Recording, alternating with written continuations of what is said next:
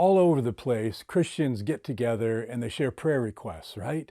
And we talk about the Smiths and how their child was born with autism. And we talk about the Johnsons and their troubled marriage. And we each talk about our own ailments. And sooner or later, if you do that, some person is going to look at everybody and say, but wait, this is what we always must remember. God is in control. And it's like we're supposed to get this magical, mystical, spiritual comfort from that, because that is the final answer, and there's nothing to say or do after that. Now, I used to be one of those people who said things like that, but I no longer do. Because I came to the conclusion, the more I looked at the reality of things, that's wrong. That's not the way it works. Because this idea of God is in control has screwed up so many lives that I can hardly believe it.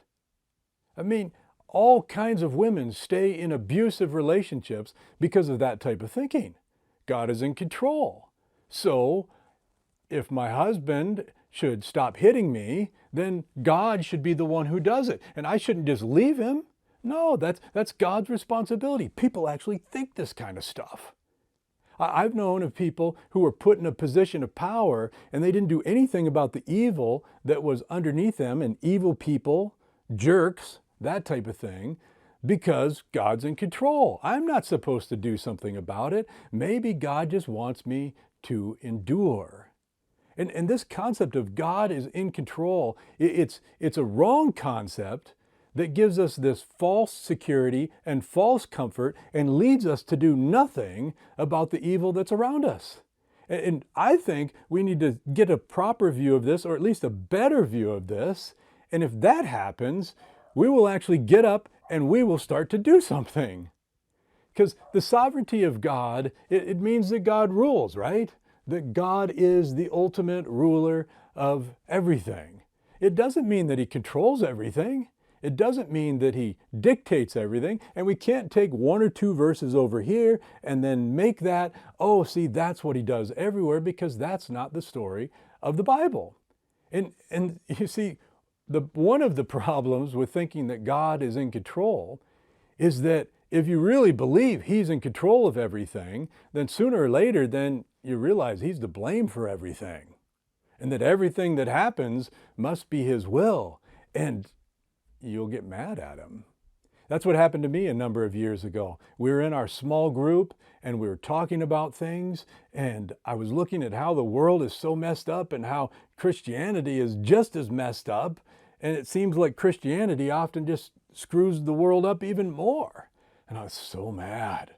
I got so mad that I got up and I stormed out of the room in the middle of our group, and I hit the wall and I screamed at God, "When will you do something?" And I went and found a dark corner away from everyone and didn't come out till everybody had left.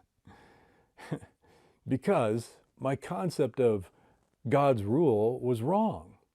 Because if we're looking at the sovereignty of God, what we need to ask is not, does God rule? It's, how does his rule work?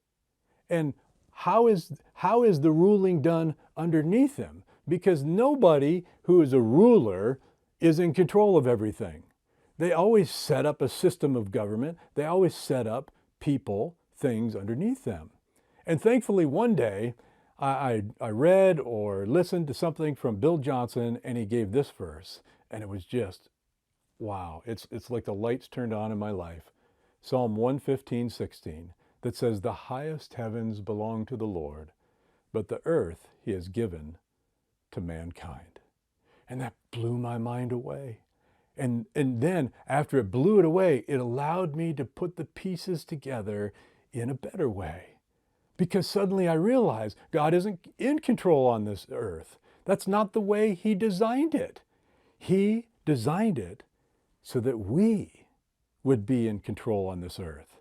Just remember, the original commission that mankind was given was what? To fill the earth, conquer the earth, and rule the earth. So when we keep telling people that God is in control, we're telling them something that ultimately isn't true. It's not the way that he designed it. He designed it so that you and I would rise up to a place of leadership and we would take care of the evil on this earth and not just ask Him to do it. And if you look at the Bible honestly, you'll see that's the story of the Bible. Not God continually coming down and doing things for us. It is God coming down and raising up people to rule the earth that He gave to us.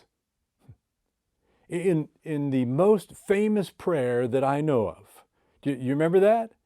Jesus taught us this, that we should pray that God's will is done on this earth. Let me just stop right there. That means it isn't being done. So we can't claim everything that happens, oh, God's in control. Oh, that's God's will. Lots of things happen that aren't His will. That's why we pray that God's will would be done on this earth as it is in heaven. You know why God's will is done in heaven? It's because He's in control there. You know why it's not done on this earth? Because He's not in control here. He commissioned us to be in control. The problem of evil is not a problem with God. The problem with the things happening on this earth that aren't God's will is not a problem with God. It's a problem with our understanding that we didn't realize we are supposed to do something about it. And it's a problem with our growth because we haven't risen up to actually take our place of leadership and rulership that we were commissioned by God to do. So is God in control on this earth? No. You and I are.